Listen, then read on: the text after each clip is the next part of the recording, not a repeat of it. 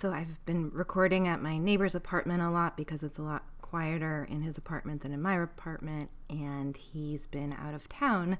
And as I've mentioned before, right next to where I've been sitting while I record, there's been this dead cockroach for months. And I didn't pick it up because, it's not my dead cockroach. And in a weird way, I kind of developed a fondness for the cockroach. But today, the cockroach is gone. And I can't explain it. Although, maybe my neighbor has been in and out of town a few times and finally saw the cockroach and picked it up.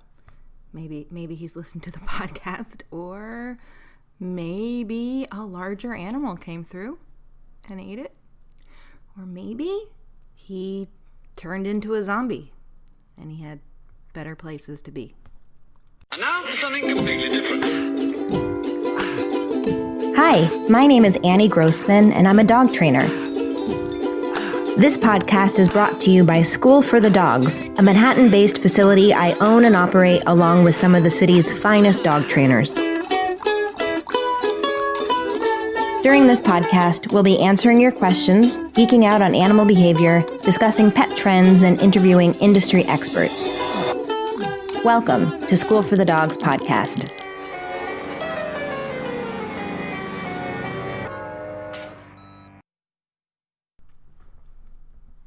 Guys, it's a really difficult time to be alive, to be a human right now.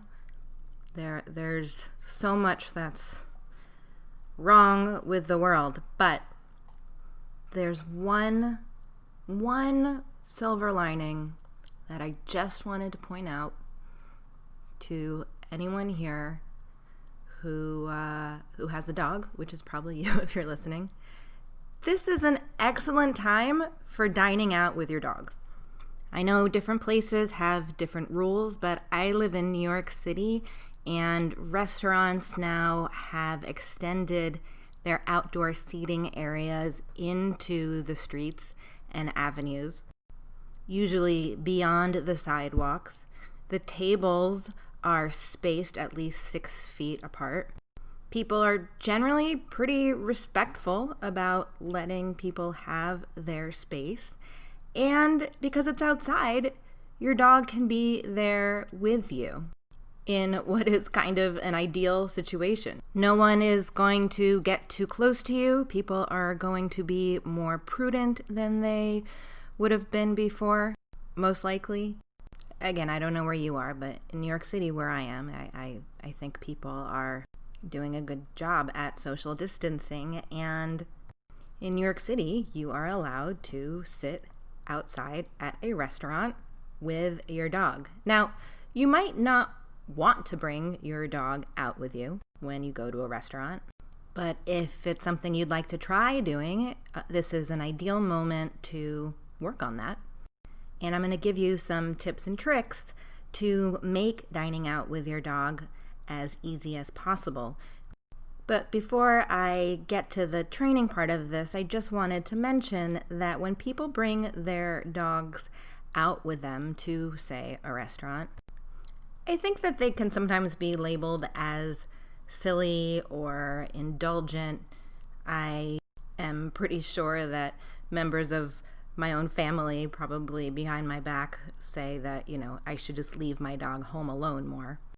For me, it is a kind of luxury. I love spending time with my dog. I enjoy having all kinds of adventures with him, and I've enjoyed over our last 15 years together watching him make so many friends, have, fun in so many places. We've traveled all over the world together and had a lot of wonderful adventures that I think have benefited his life. Could he have spent many of those moments home alone on the couch? Probably, yeah, sure. But I think it's enriched his life and it's enriched my life that we've done so many things together. And by and large, I think I'm just a happier person when he's around, which is no small thing. People think often that they're getting away with something when they have a dog who has been officially deemed an emotional support animal by a psychotherapist or doctor. But I really think that there are many, many, many more emotional support animals for humans than have letters that some professional has signed. So, you might be like me and you are going to end up taking your dog to a restaurant sometimes, if only because it's between the place that you are and the place that you are going. Maybe you're meeting someone. Maybe sometimes it's just more convenient to have your dog with you than to leave your dog in a car. But there are other people who bring their dogs with them because their dogs really cannot be alone. When we're treating separation anxiety as dog trainers, the first thing that we suggest to our clients is to make sure that they are not going to have to leave their dog alone at all, more than the dog can handle during the training period. Sometimes, however, that means people have to come up with really creative solutions to make sure that their dog isn't going to be alone, and bringing the dog out with you to something like a restaurant might be one of those reasons. And of course, there are people who have service animals who bring their dogs to restaurants, and service animals are a whole other topic for another day, but I think that one way that you can tell a real service dog from people who are trying to pass off their dog as a service dog so that they can do something like bring their dog into a restaurant. One way you can tell is that a service dog is going to behave beautifully in the restaurant because that animal has not only had to learn to do whatever service his or her human needs, but that dog should also have learned how to behave well when doing things with the owner, when doing things that the owner normally does in life, like perhaps go to a restaurant. If you have a puppy, it's going to be a great idea for you to be bringing the dog with you wherever you go, wherever it's allowed during this moment where we can be eating outside so easily. It's a great time to both introduce the dog to lots of new stimuli that are each at a distance and a volume that we hope the puppy can handle. So it's a great way to do socialization exercises on the go, incorporating them into real life. It's also a good opportunity to practice some basic manners. And if your dog is with you, if your puppy is with you, then you can be out without worrying about getting back to the puppy or the puppy being home alone too long. So, of course, the first step to dining out is going to the restaurant. If you're driving, worth mentioning that your dog should have a seatbelt.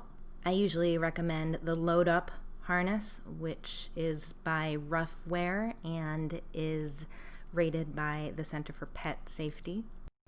Of course, you might be bringing your dog in a bag. It's actually kind of great if you have a dog who's comfortable in a bag to bring a bag with you, even if you're not going to and from the restaurant in the bag, because it can be like a little portable crate or a little portable dog house for your dog to chill out in during the meal. And you're most likely going to be bringing a leash with you.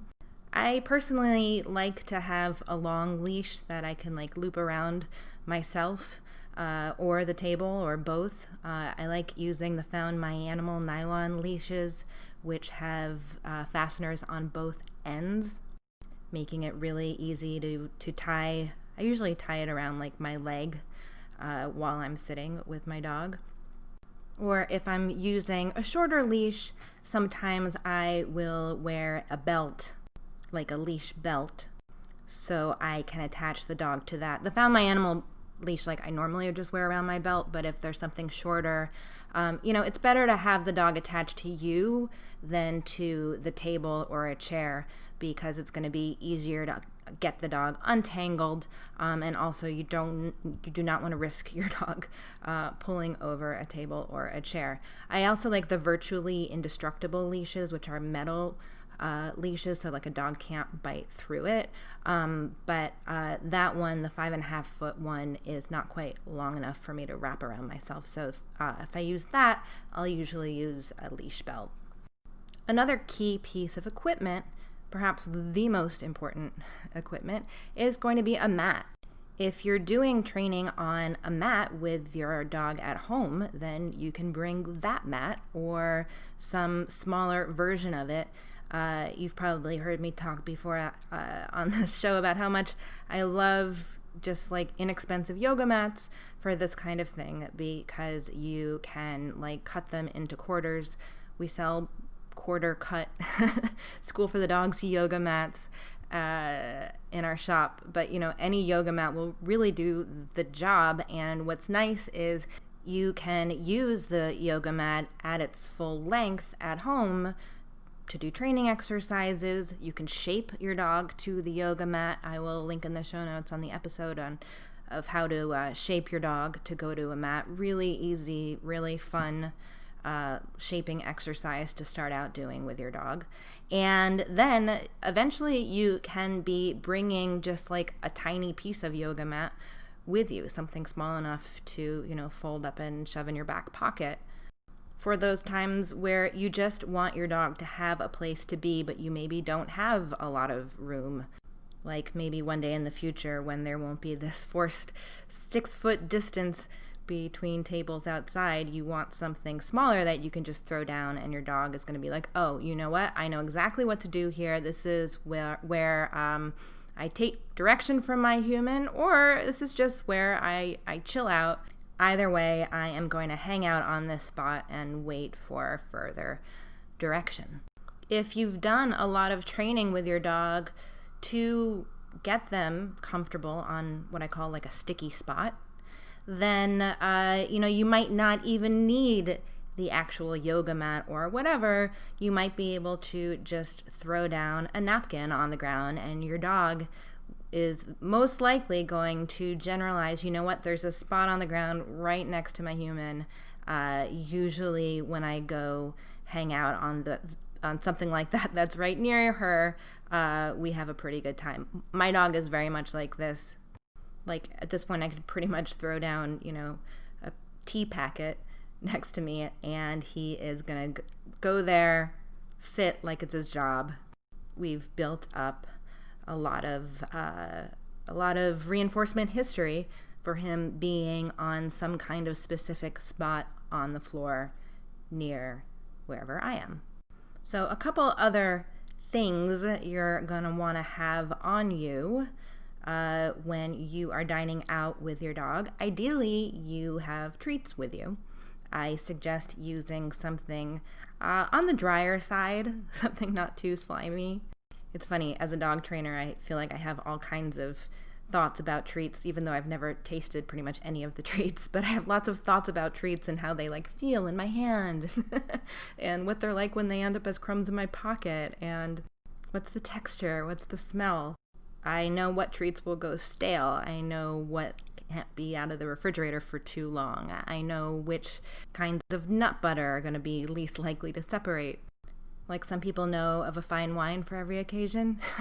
I know my dog treats. Anyway, for this, I would probably suggest using like the crunchy tricky trainers. When I'm doing a lot of training reps with the dog, I don't love things that are crunchy because they tend to take longer to swallow and crumbs get all over the place. But when you're dining out with the dog, there's going to be a lot of times where you just want your dog busy doing something, and chewing is something that is an okay behavior in most circumstances. Lamb lung is certainly a great choice if you're picking out a treat for dining outside. And I would definitely suggest peanut butter or cream cheese or something else like that in a liquid treat dispenser. We use the liquid treat dispenser constantly at School for the Dogs, and on the go with a dog, they're just great because you can throw it in your bag. Nothing is going to get anywhere. It's totally like self-contained, and dogs love to lick. It's super soothing for them. So, you can fill it with peanut butter, cream cheese, liverwurst, cheese whiz. I mean, even different consistencies of just wet dog food will work. But as you are delivering them treats, it can be a really easy thing to just kind of like hold down on the ground near you and let them lick. I'll even sometimes, put a tiny little bit like on my ankle if I'm wearing sandals.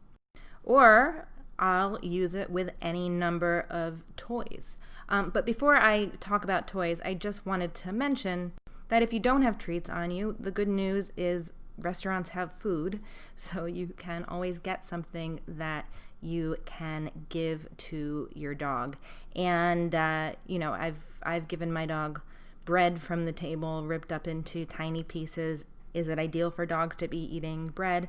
No, not really, but if you can get them into lots of very small bits, it's something. You can certainly ask the waiter for whatever your dog is into, bacon, sausage, cheese, egg. I guess it's going to depend what kind of restaurant you're at. Now, there are, 3 ways your dog could be eating the food, the treats or whatever you are going to be giving your dog. One is just in a bowl on the ground. And, you could certainly bring your dog's whole meal with you when you're eating out with your dog. I've been talking about treats. I might refrain from bringing your dog's food with you if it's going to be something really stinky. I don't know, I'd be pretty grossed out, I think, if someone had like a can of Alpo they were opening up and putting in a dog bowl, even if it was 6 feet away from me, just like the smell of it. But if you're giving your dog a kind of food that isn't so pungent, probably no one around you will even notice. So first way you could be giving your dog the food, be it a meal or treats. We tend to think about like treats and meals as if they're different things, but they all end up in the same place in the end. One way would just be simply in a bowl, which I think would be a lost opportunity, but mentioning it because you might want to bring a kind of like travel bowl with you if you're planning to do this. But, if you're going to be feeding your dog at all, I think you should be doing your best to be both creating good associations and rewarding good behavior, and also, using the food to create good behavior, which is where the toys are going to come in. The number 2 way that you could be feeding your dog is in some kind of work-to-eat toy. You're not just going to want any kind of work-to-eat toy for this kind of situation, because we're trying to encourage your dog to be in one spot. We don't want your dog moving around a whole lot if you're dining out. So I suggest using something like a snuffle mat. There's one called the Woolly that I really like that has like tendrils, like gray tendrils. It's basically like a really plush bath mat. We carry the fleece activity mats, which are pretty cool. And, they're not that big. Like you can get, like some of them are just like a foot and a half square. So pretty easy to shove that in your bag. And then you can, throughout your meal, be putting little bits of dry food or treats or even, crumbs from the bread basket into the little parts of the toy. One I really like is called the Buster activity mat. It comes in this like cute little travel duffel bag. So that's an easy one to bring out. It takes up a little bit more room, but hey, we have 6 feet of space that we're talking about here right now, at least. If you find yourself out with your dog when you weren't planning to go out, see if you can go by like a CVS or like whatever deli, see if they have an ice cube tray or a muffin tin, and those are great on the go, inexpensive, slow food bowls. You can, just dribble the dry food or whatever into the tray, either upside down or right side up. And the whole idea of all of these toys is that we are eating up your dog's time and energy in a way that is not going to be disruptive to others. You are encouraging them to be in one spot because these are toys that don't move around a lot. Oh, also Licky Mat is great. That's something that you can just like squeeze peanut butter in directly. It's made from like silicone, so easy also to just like clean it off really easily. You don't want to be dealing with your dog's dirty dishes if you're out and about. Another good toy for this kind of thing is the Topple. These are these thimble-like rubber toys by Westpaw that come in 2 different sizes, and they're great for lots of things, but they're particularly good, I think, for dining out because they can be stuffed with your dog's food. You could even freeze your dog's food in it. You could put peanut butter, cream cheese, whatever in it, and you can also, like, it has a hole in it, so you can, like, stuff a bully stick in it to make it extra fun. Again, we're just trying to give your dog, like, an edible project that he can work on while you are enjoying your meal. And the third way that you can be delivering food to your dog is just throughout the meal, either during moments when you want your dog to be creating, a good association, when you want your dog to be feeling good about X, Y, or Z, whether that's the waiter approaching the table or a kid running nearby or somebody drops a glass. Whenever something happens where you think, I want my dog to feel good about this, I don't want my dog to be scared of this, that is a moment to deliver something delish to your dog. Whenever your dog is just being calm and being chill, that's also a great moment to reward your dog, and reward near her face, reward by her nose, reward down on the ground, because that's where you're trying to encourage your dog to be. We tend to think about, I'm going to reward the dog if he's sitting or if he's lying down or whatever. But, I don't even care if you're asking your dog to do something. I just want you to be looking for really great behaviors that your dog is offering and reward those behaviors before your dog has a chance to be offering behaviors you don't like, especially if this is all very new to your dog. You want to keep that rate of reinforcement high. And, also something to think about is you want to work at rewarding your dog without giving your dog your full attention, if you know what I mean. Most likely you're eating out and you're focusing on your food, or you're out with a friend. These are moments where you might not want to be giving your dog 100% of your attention, and that's okay. That's part of the reason why I want your dog to have a great toy to work on, kind of like giving a kid a coloring book at the dinner table, or iPad, I guess, is the more modern equivalent. But you can also literally teach your dog, hey, I'm here talking to Betty, and you're just going to keep getting a treat from me, and I'm going to be giving it in this sort of inconspicuous way periodically, and me talking to my friend is actually a cue for you to just be chill and quiet. And you can learn that me talking to my friend, that this situation is something that actually predicts lots of yummies down here on my mat, on my sticky spot. A couple other quick things I wanted to mention. If this is new to your dog, if dining outside is new to your dog, especially if you have a high energy dog, probably a good idea to make sure that they get some good exercise first. And also, this is all stuff that you can practice at home. You can set up a outdoor restaurant-like situation and get your dog used to what this is going to be like before you take it out on the town. Another thing you can practice is having your dog rest under a chair. This is a cue that many service animals are taught. You can shape a dog to learn to go hang out under a chair. If you're already working with a sticky spot like a yoga mat, you can start out by putting that under a chair in your home, sit on that chair, and then reward a whole bunch of times on that mat. It can start out being that simple, and your dog is going to start developing an interest in hanging out under your chair. The last thing I wanted to suggest is to keep your meal short when you're just starting out. If your dog can't handle being outside at a restaurant with you, then either the experiment has gone on too long, or your rate of reinforcement hasn't been high enough, or it's just not gonna be the right thing for your dog. For any number of reasons, some dogs may never be comfortable eating outside at a restaurant with you.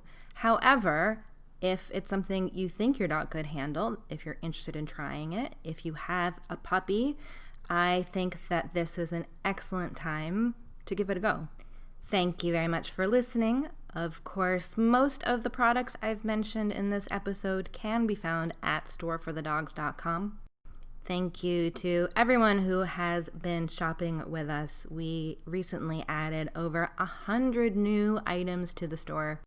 We really only recommend things that we use and like.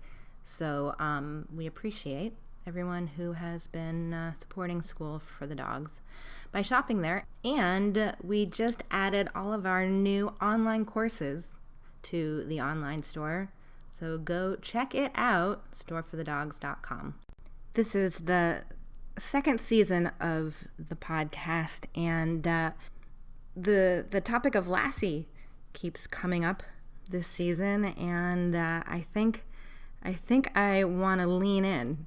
I interviewed Timmy, I interviewed John Provost, who played Timmy on Lassie on the TV show, and I did kind of a deep dive into Rudd Weatherwax's training methods a few weeks ago. And I just wanted to end today's episode with this recording I found of the Hollywood animal trainer Frank Inn, who died in 2002. He trained Benji, he trained the cat in Breakfast at Tiffany's, and he worked as an assistant for some time to Rudd Weatherwax, Lassie's trainer. And I found this recording from the Archive of American Television of Frank Inn talking about an incident that happened after the movie of Lassie, but before the TV show of Lassie, the one that I grew up watching reruns of. An incident where John Wayne almost became the real Lassie's owner. It took place on the set of Hondo, which was a 1953 Western starring John Wayne, and there was also a dog in the film, which Rudd Weatherwax trained. Hondo was the name of the picture and the name of the dog. And they took this collie that looked just like Lassie, but it was a little smaller, and they dyed yellow on all the white and just made it a yellow dog. And during that time, Rudd got in a poker game with John Wayne and a bunch of the people. And Rudd had a beautiful hand, and he just knew he was going to win, but it'd have table stakes, and he didn't have the money in his pocket. So they said, well, you could be in for what you've got there. And he says, no, he wanted to raise it. And what do you have? You know, he didn't have anything for security. And John Wayne said, well, look, just, you know you're going to win, just put your dog up. So they wrote out a deal there about Lassie and all the dogs in his kennel. And this was a terrific bet, $5,000 or $6,000. And sure enough, John Wayne won, and he never said anything about it.